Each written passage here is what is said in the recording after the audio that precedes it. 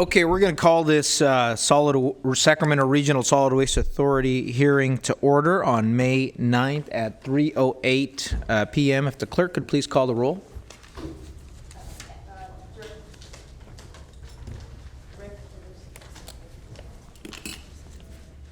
Ashby. Carr. Frost. Here. Kennedy. Here. Natoli. Here. Peters. Here. Gita. Here. Thank you. You have a quorum. Thank you very much. We're going to go ahead and start off with the Pledge of Allegiance. If you could all join me for the Pledge of Allegiance. Salute, pledge. Pledge allegiance to the flag of the United States of America and to the republic for which it stands, one nation under God, indivisible, with liberty and justice for all. Thank you all. I'm going to ask the clerk if she could please read the announcement. This meeting of the Solid Waste Authority is cablecast live on Metro Cable 14, the local government affairs channel, on the Comcast Consolidated Communications and the AT&T-Uverse cable systems. The meeting is closed caption and webcast at www.metrocable.tv.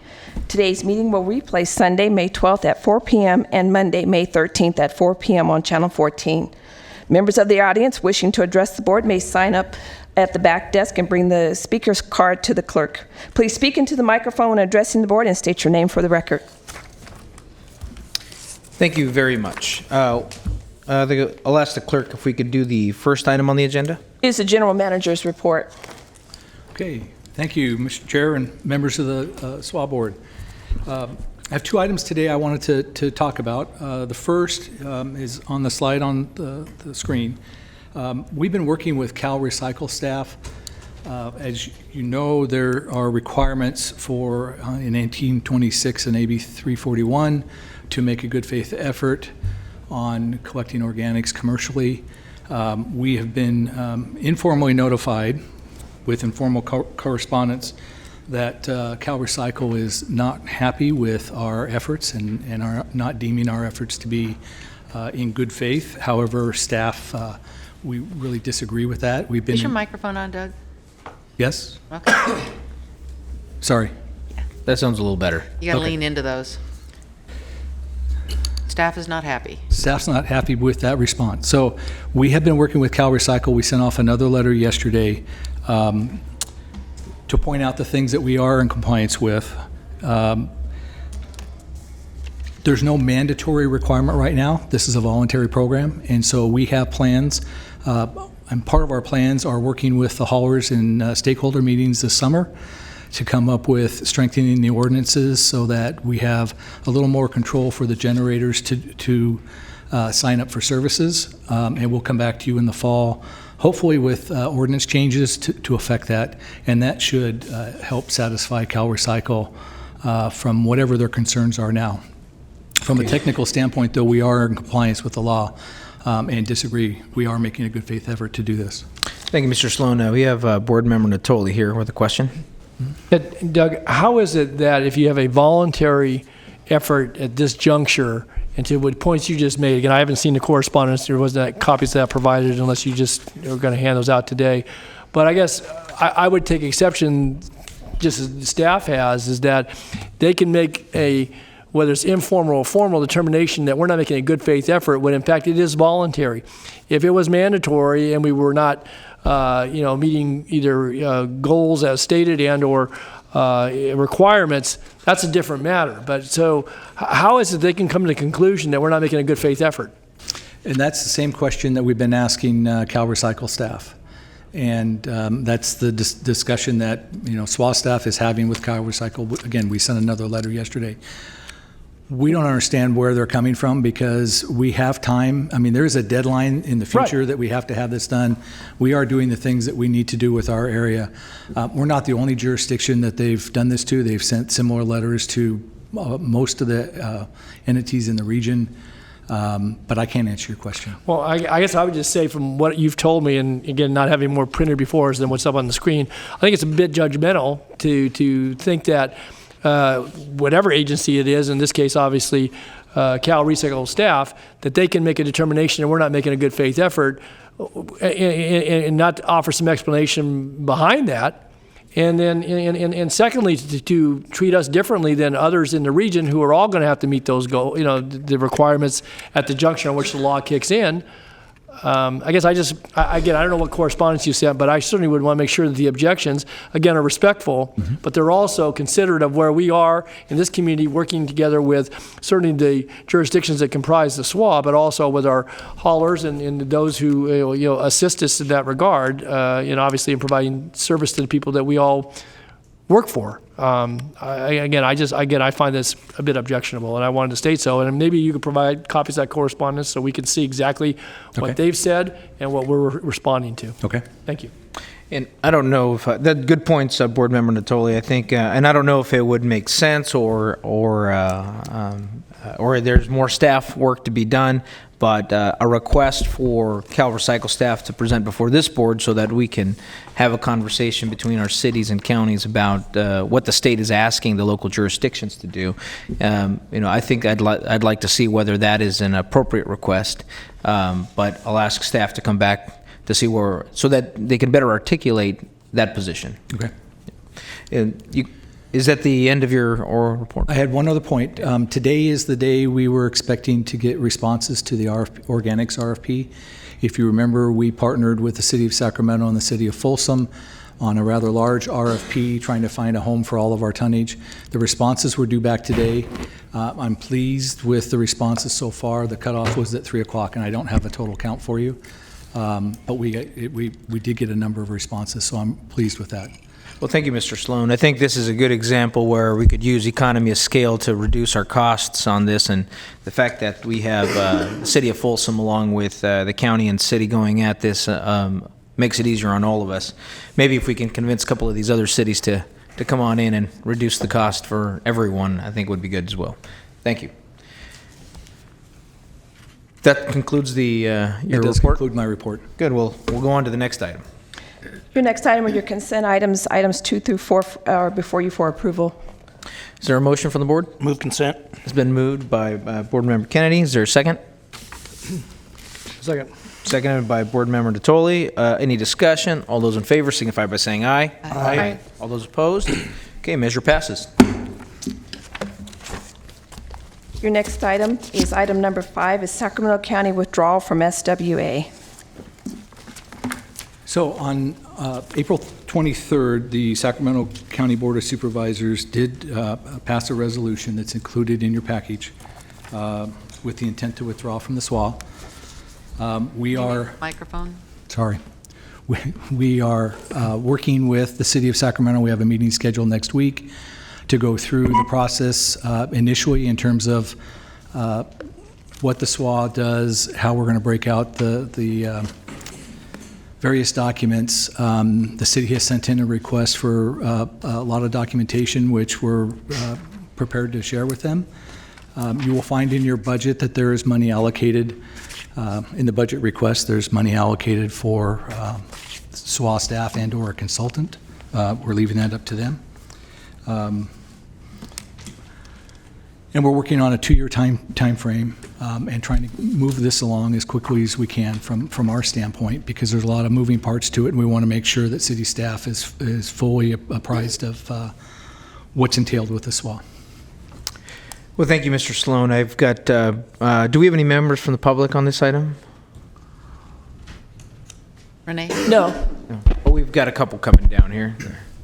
No. And then, Board Member Tolley, would you like to? I wanted to just ask a question. Yeah, Did we'll- the corrected resolution get forwarded? Because the packet that I had still had the incorrect resolution relative to the vote that was taken at the board on this matter. Correct. It reflected the aye vote on my part, which was 180 degrees from what I voted.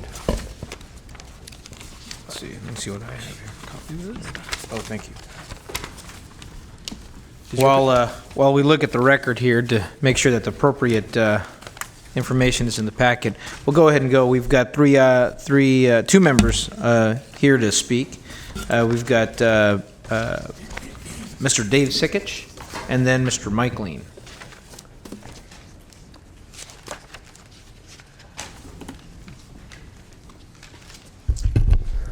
Good afternoon. My name is Dave Sikich with Atlas. Been providing waste and recycling collection in Sacramento for over 20 years.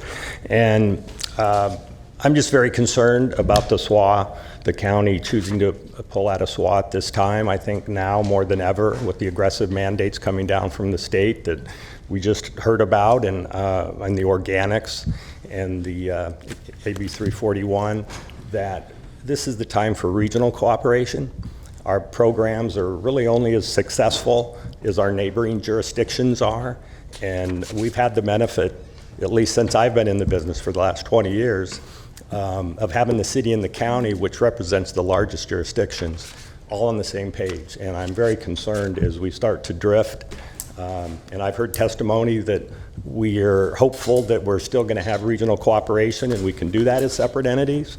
But historically, what my experience has shown me that, you know, jurisdictions will tend to drift over time, and it just gets much harder to be successful as we try to meet these mandates that the states come down. Thank you. Thank you, Mr. Sikich. Mr. Lean.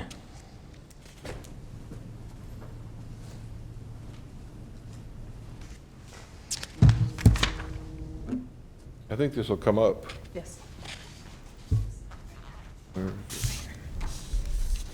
There we go. I think they set it for my height. Great, thank you. Good afternoon, Mike Lean, L&D Landfill.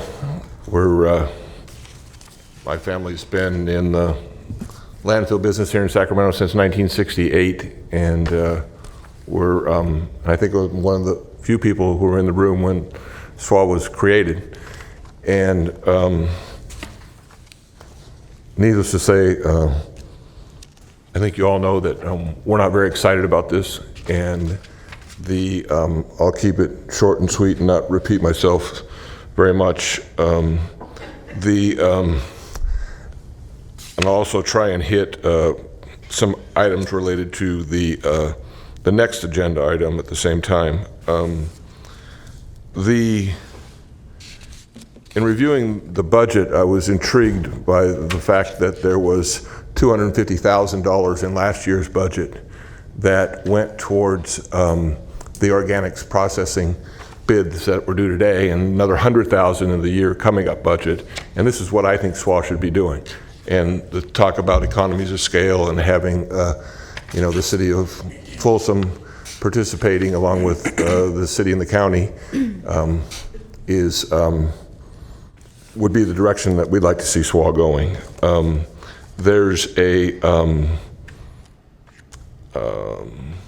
I agree with the things that Dave mentioned before me. I think they're good examples. Further on the budget, there's $300,000 in the budget for city staff and another $200,000 in the budget for a consultant to help in this breakup. I won't be so simplistic as to suggest that how those monies are going to be recouped in this cost-saving effort, but we, in fact, don't think it's going to be cost-saving, and ultimately, we're going to have more government, bigger government rather than less government, and in fact, it's going to be more expensive. And I'll add to that, and with that, I'll leave it there unless there's any questions, because I'd be repeating myself from what you've all heard, probably more than you already want to hear it. Thanks, Mike. Well, thank you, Mr. Lean, and yes, for the majority of this board, this is probably deja vu all over again, but I think it's worth a conversation here. I've got Board Member Natoli here. Just a question. Mike raised it. We haven't yet called the budget item, but if in fact we are budgeting $500,000 in order to facilitate the bust up of this entity, I guess I would just question the wisdom of that. Obviously, we as the Board of Supervisors, and I respect obviously the majority of the board's decision about indicating the intent to withdraw. But I would just say that wasn't part of the discussion that when it was before us 2 weeks ago at the Board of Supervisors. I think there was a recognition there would be some costs associated, certainly with the city's work. But if, in fact, we're now budgeting $200,000 for this entity to then decide how we're going to bust it up, and so we can gain an additional staff person or staff person's dedicated services at the county end of it, I guess I just question the wisdom of that at this point in time. And I think it is a proper discussion for this board because those monies are derived from franchise fees on the haulers and those that are franchised through this entity. And, again, we can talk about the wisdom of, of keeping this together or not, but that seems to me from the standpoint of the efficiencies goes to the point that I think I've heard both Mr. Sikich and Mr. Lean make, certainly before our body and this body as well. And again, I don't want to jump ahead, Mr. Chair, but that to me is a relevant item. I mean, part of the discussion we've had at this board over time has been how we utilize the dollars, obviously certainly meeting the mandates that are required by virtue of what the legislature deems as being the law, but certainly as we then implement this at this level. And if in fact this wind down, as it's characterized, is going to cost us $500,000 of money that could either be dedicated or devoted to what we've set as priorities, certainly from a standpoint of the work that this body has done, but also dealing with neighborhood issues. And I know we reserved actually about $1 million earlier or late last year, and that's probably a point of discussion with the budget in the next item as well. It just seems to me, though, that we're going to embark on this effort, and I will just say that one of the discussion points that before our board is to get some touchbacks. Obviously, Doug has been charged with that. But if we're going to go down this road and begin expending hundreds of thousands of dollars, I think that really sets in motion then a pathway which will be very difficult to reverse if, in fact, this body and or either of the two parent bodies, the city or the county, would intend to maybe rethink the decision. And so I appreciate you pointing that out, Mike, because I think it's very important because those dollars are going to come. They're precious dollars. And I think what was sold to us, at least in part, was that we were going to see additional efficiencies over time, and somehow the Board of Supervisors would have better control of those dollars and staffing that goes behind it. And to me, this is an effort that we might be better advised to take that $500,000 devoted to the priorities of implementing what's going to be the law, but secondly, of doing some of the neighborhood activities that are important for illegal dumping, litter removal, and dealing with blight and zoning issues that a good part of this funding goes for on an annual basis to both of our jurisdictions. Thank you, Board Member Natoli. Are there other board members signed up to speak on this item? If not, I think I'll make a comment on this myself as well. I agree with Board Member Natoli, and we may be in the minority on this item. But I think the benefits, particularly for jurisdictions that are areas that are adjacent to each other with city and county, I think this ability to be able to work and address those issues, and also for the businesses that have to coexist between city and county boundaries, making it a seamless interaction between the business, the hauler, and their government entity, I think is a positive piece. I think we'll have a conversation on the next item about what we do with budget. And at the very least, I think from the concern from a city standpoint is we don't want to be caught flat-footed if per se one of the parties wants to engage in a divorce. We want to make sure that we're being prepared for whatever the future is. But I do see the benefit of having the Solid Waste Authority. And I think the only thing that I would ask for Mr. Lean before he leaves is if in the ability to deliver good services, how could moving forward, given the fact that there's an interest in pursuing a separate form of government, would impact the industry? Well, I think that the best example that I can give you is to take our site, and we have today somewhere between 70 and 85% of what comes into our site comes from the city and the county together, and it's generally speaking about a 50-50 split. And and we have a series of reporting quarterly reporting and documents that, quarterly reporting that we need to do and certifications that we need to do that the SWA handles today. And so we're dealing with one entity instead of two. And when we get to where we're dealing with two entities, it won't be the same, it'll be more expensive, and it'll take more time. And, you know, the best example I can give in terms of this is that when Citrus Heights left the SWA and Elk Grove and Rancho Cordova chose not to join the SWA, then the talk was that those entities would mirror the SWA. Well, they don't, and they don't even mirror each other. And as and we have a certain reporting in terms of those that is different, and it adds a different level. And our job in terms of the reporting is much more difficult than it is for the haulers. Dave Sikich could speak to it better in terms of what he has to do with those different entities for the recycling requirements and the franchisee agreements, but they're not the same. I also would add in terms of, hopefully that answered your question, I'd add a couple of things, and that's that I want to make it clear that from the standpoint, if this is in fact going to happen, that the allocation of these funds, I think, is something that's needed, because the city needs to be ready, and they're not ready right now. And so the question isn't necessarily the allocation of the funds, it's more, is this the best way to use the funds? And are we better off with one group or two?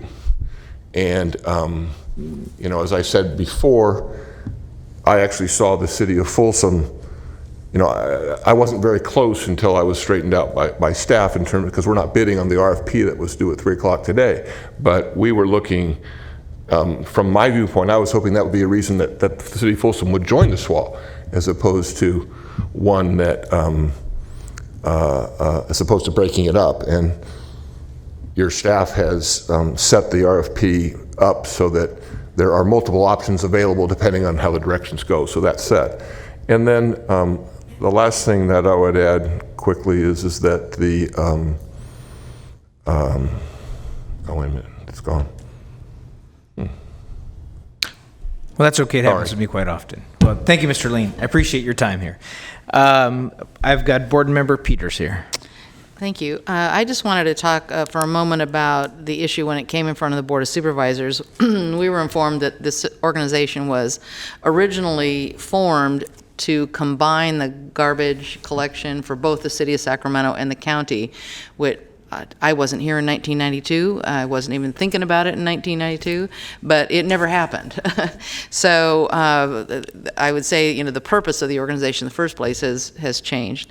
It was discussed with both county and city staff and members of their jurisdictional boards. There was a long and robust discussion at the Board of Supervisors about several cities had dropped out and the prices may have changed, but that it was doable, and we felt that it would be more responsive to requests from constituents and members of our individual boards and councils, not to have to go through the extra step of working through the combined organization.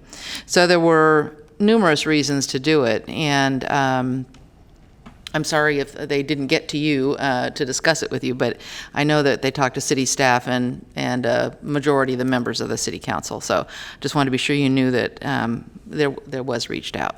So. Well, that to be clear, Board Member Peters, it's not that they didn't talk to us. It was, and I do want to thank. Just one more thing. Yeah, in that discussion, and because of it, that's why we delayed the for up to 2 years, 2.5, 2 years, or so that the city of Sacramento staff could get, and probably county staff could get organized enough to make it a seamless transition. So. Yeah. Well, I mean, again, and I don't want to. I don't want to make this sound like I'm admonishing the county staff or the county's point of view, but I think 3 weeks to notify members of the city council for something as significant as an item like this, when in fact we have significant potential state mandates coming to us, I think is insufficient amount of time, but I do appreciate the conversation and the recognition of how long it could take if the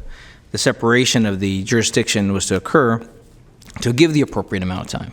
So, and to that, I do want to commend our board supervisor chair on that part there. And in fact, I'm going to ask our city staff. I think Jerome Council is there. If you don't mind coming to the podium.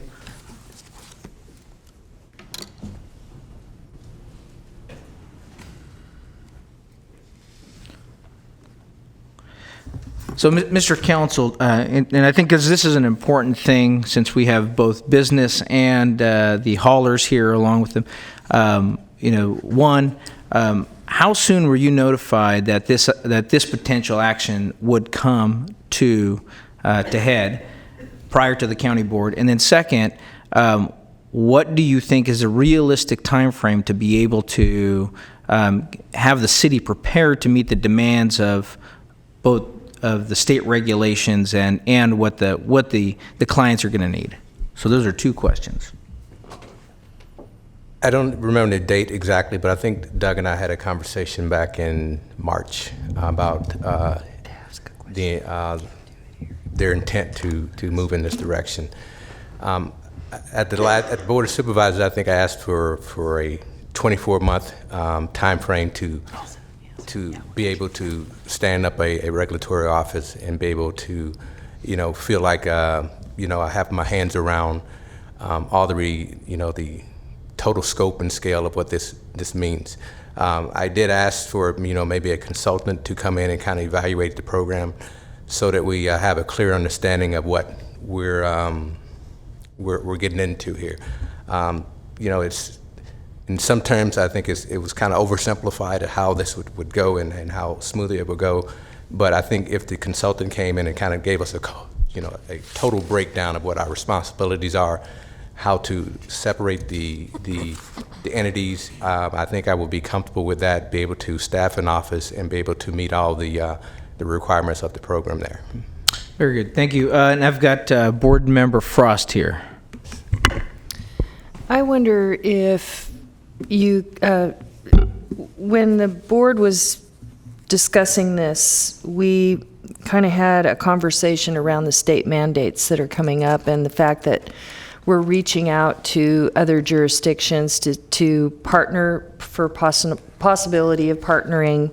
So I wonder if, Doug, you can speak to, how that would work if SWA doesn't exist, because my understanding was that with or without SWA, we were going to have a huge lift on coming into compliance in the time frame that the state gave us, and that it wasn't necessarily going to be within the SWA mission to cut.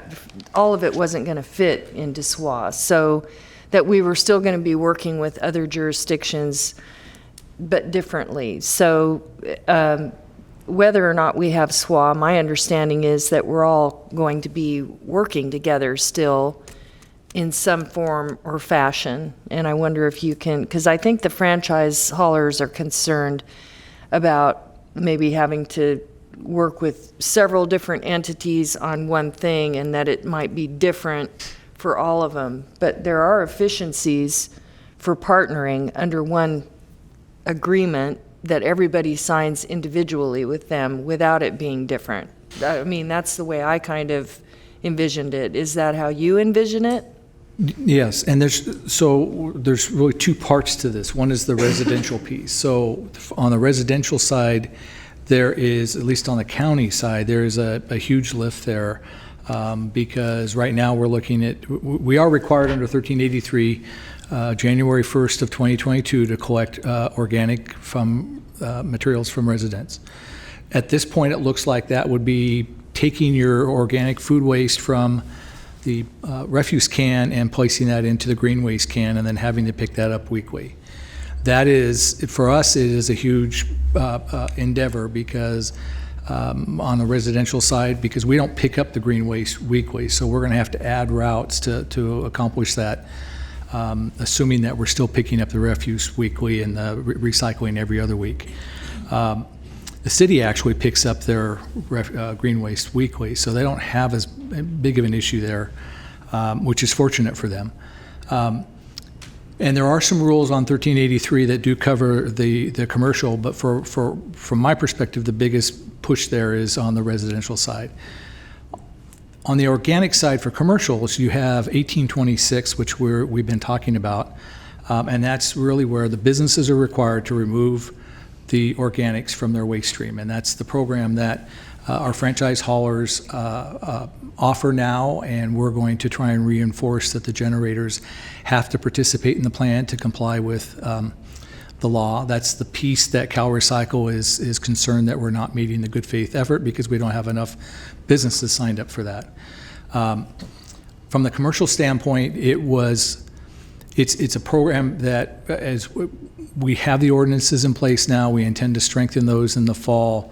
Whatever the SWA ordinances are, we intend as SWA staff and as county staff to also work on the 1383 ordinance changes so that information is also provided to the city staff as they work through these issues, so that we jointly are working on that.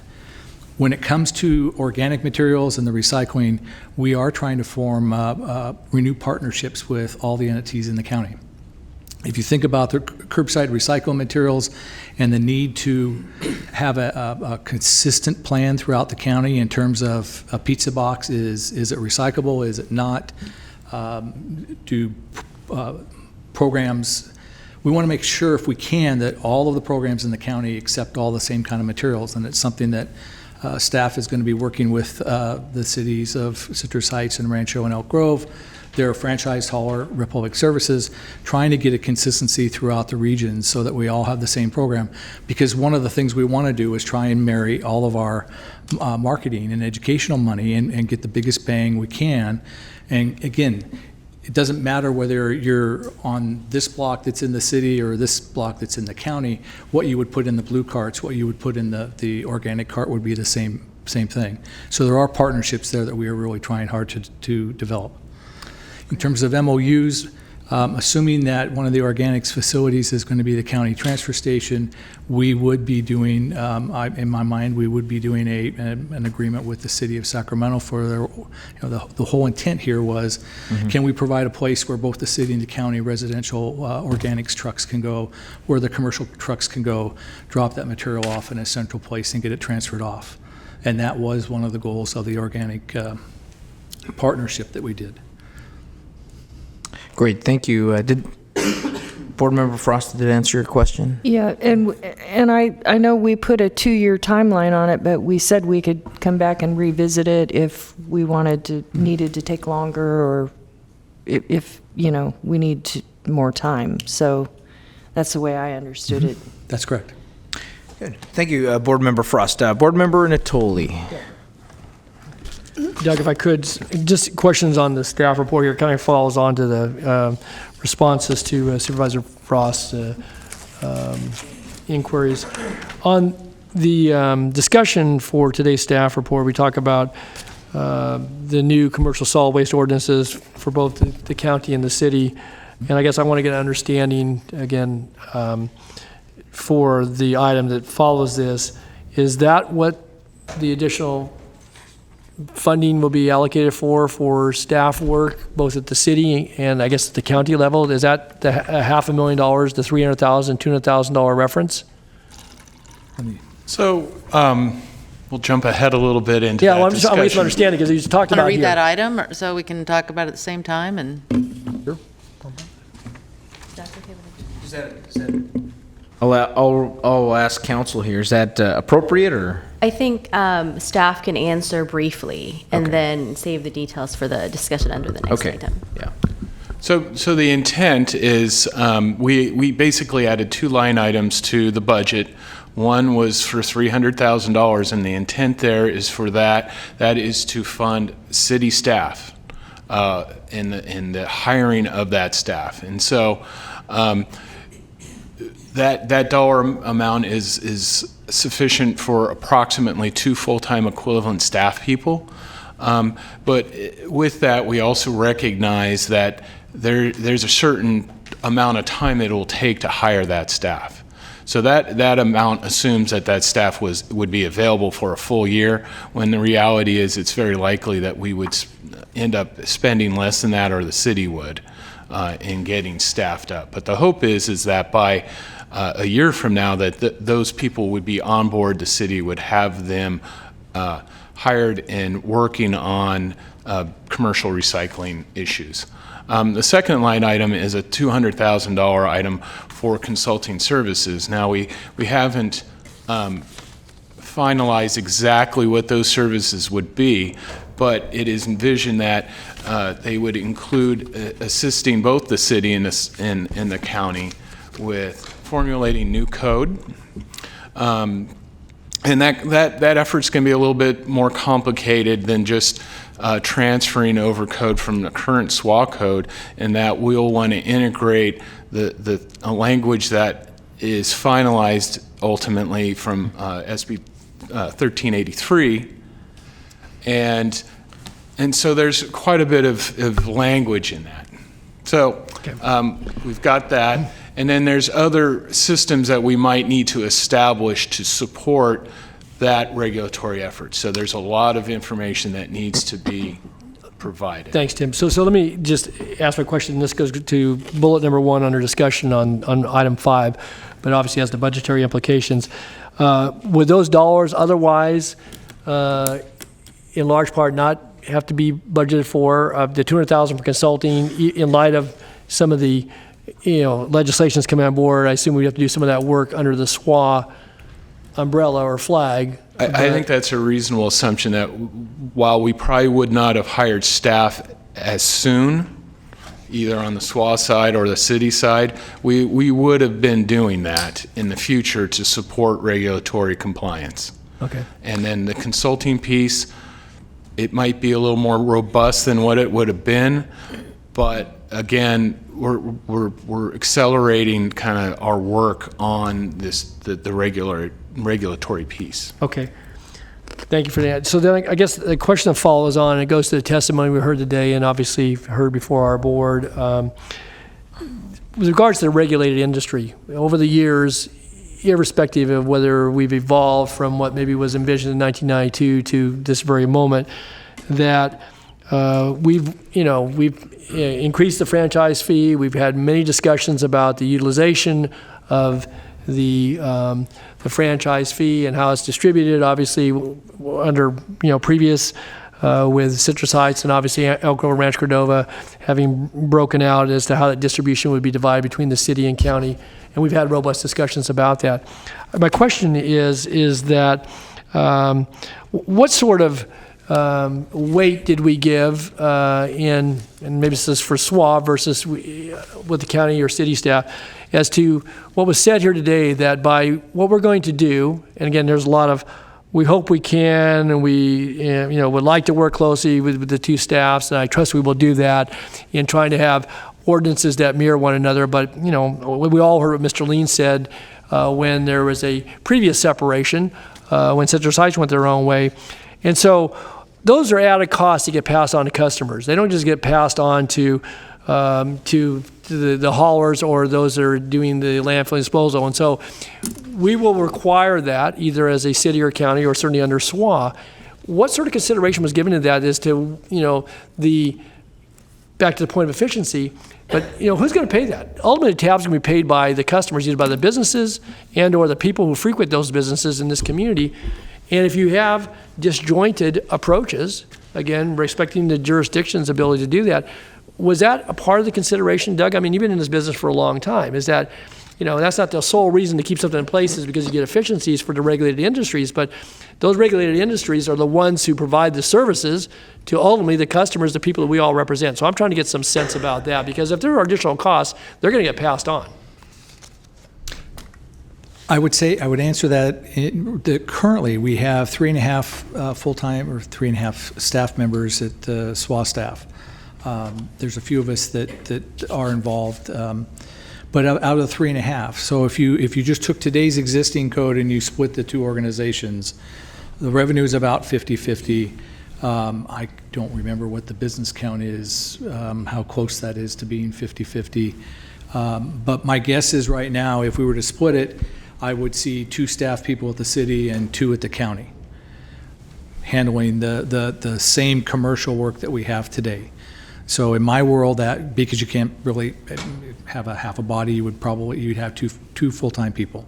So for my world, that is adding a half a body into the SWA staff that we wouldn't have done if we kept the SWA together. That going forward, as Tim alluded to, though, there are new requirements coming down for 1383. There's work that will have to be done with 1826, some reporting and things. Whether you split the SWA or you keep it together, we would end up having to add staff anyway to handle all of those materials. So you could see down the road where you would have 3 and 3, but in my mind, that's because you would have 6 SWA staff, whether you have the organization together or apart. And just to follow on, though, again, it was your bullet, I'm going after your discussion. We talk about, currently SWA, and we spent a lot of time a number of years ago on the construction and demolition materials and coordination on that and how that was going to be dealt with and accounted for under previous statutes at the state level. And what this bullet says, it just says an agreement could be arranged between the city and county for continued management of this program. So if it isn't, what's that leave in limbo then? I guess I'm curious as what does that equate to in either lack of coordination and or costs associated, again, regulated industry, but certainly get passed on to customers somewhere along the line? My intent is that we are going to come to an agreement with the city. I mean, we will, in my mind, we're going to make an offer to continue the program the way it is. And have an MOU with the county folks and the city to provide the same service. If the city wants to do that program on their own, that would be up to them in that process. But we certainly are going to offer that up, and we meet with city staff officially next week to kick off the transition. Okay, so I recognize the time frame here, but so what with regards to, with the blending that occurs and the accounting for the waste streams, does that accrue benefit to this region, to the 1.5 million, 1.25 million folks that the 2 jurisdictions represent? Is there benefit because you get some of these, I think, again, balancing that goes on or not? Is there something to that from the standpoint of county, city, or both? I can't picture that there's a major difference. We're still going to have, each entity still has to report to the state. And in fact, some of the reporting under 901, some of the generators are reporting directly to the state now, and they're not even, they won't be engaging SWA staff or our department as they were in the past. So you don't see any particular positive or minus? I don't see this as a wash. Big factor. Okay, one other question then, very quickly. And again, we're going to lose quorum in about 10 minutes. So anyway, this is to the bullet points, and this is where, since it's been termed a divorce, somebody's going to end up with a house and somebody's going to end up with a car. Well, sometimes you get both. Oh, do you? Well, I didn't know that. I guess you do. I never had to go through that, fortunately. So, So on the assets and liabilities, we have to go through this dissolution. So right. What does that require? Well, we have a very simple balance sheet, so to speak. We don't own assets. We don't own vehicles, equipment, or anything else. So basically what we're going to be doing... So we get the car and the house, as Ms. Peters said? Is that what they no, we're splitting it pretty much 50-50. Now, we do have money in the reserve account that was... we had money there before. We added money to it last fall. And that would be the type of thing that will get split up at the end. Yeah, with the percentages probably. now we're getting into communal property here. If it's... That's correct. Who gets the kids? Correct. Okay, thank you. Okay, well, thank you, Board Member Tola. This is a receive and file, no action. So if there are no other questions, I'd like to move on to the budget here, and because we're going to lose folks in about 8 minutes. If the clerk could read the item. Your item number 6 is adoption of fiscal year 2019-20 proposed budget. Do we have a brief, very, very brief? Very brief. So this year's budget is very similar to last year's with the exception of a couple items. One, the revenue, we projected an increase in revenue from about 5.7 million to 6.5 million coming in. As we had already discussed, we included monies for city staff and consulting to help with issues associated with the SWA withdrawal and setting up systems to support commercial recycling efforts. Other changes, we've added some money for EMD because we expect an increased budget requirements from them related to inspection of commercial businesses. And we have decreased the amount that we had in our illegal dumping cleanup fund to essentially cover existing contracts and commitments we've made to date in those areas. So contracts with the Conservation Corps, P-bids will remain. Great. Well, And then just one last item is this is a draft budget and it does not include fund balances from this current fiscal year in it yet, but based on our current spend rate, that unspent balance is likely to be in the 1.5 million range. So distribution to the city and county are likely to be around $2.1 million. okay. And so this, when we vote on this budget, we will vote on a separate budget in the fall after everything is approved? That is correct, so that we'll have a final budget with all those numbers included in it. In the fall? Yes. Okay. So I'm going to ask Mr. Lean to come up here. I think he signed up to speak, and if he could be brief, because we're going to lose a quorum in a couple of minutes. Did you need to speak, Mr. Lean? I covered it already. Covered it already. Fantastic. I like that. I'm going to make a motion here to approve the budget. I'm going to add some changes here from the city's portion of the franchise distribution. I'm going to ask that we move 375 back to the illegal dumping category. I recognize that you guys reduced that, but we still have quality of life cleanup issues. I know both Mr. Kennedy and I have been receiving issues about Stockton Boulevard. And from the recent report that we got from Public Works about people using the, and solid waste about not knowing about the resources available for cleanups and dumping and whatnot, I'd like to also move from the city's portion 100 over to Section 7 for outreach, in the outreach area, to make sure that we can have the SWA communicating with folks and being able to access that. So with that, I'll make that motion. Is there a second? Second. Any other discussion? All those in favor signify by saying aye. Aye. Aye. All those opposed? Great. Thank you very much. That's our last item. Is there any other items from the clerk? No. Okay, good. We're adjourned at 3:55.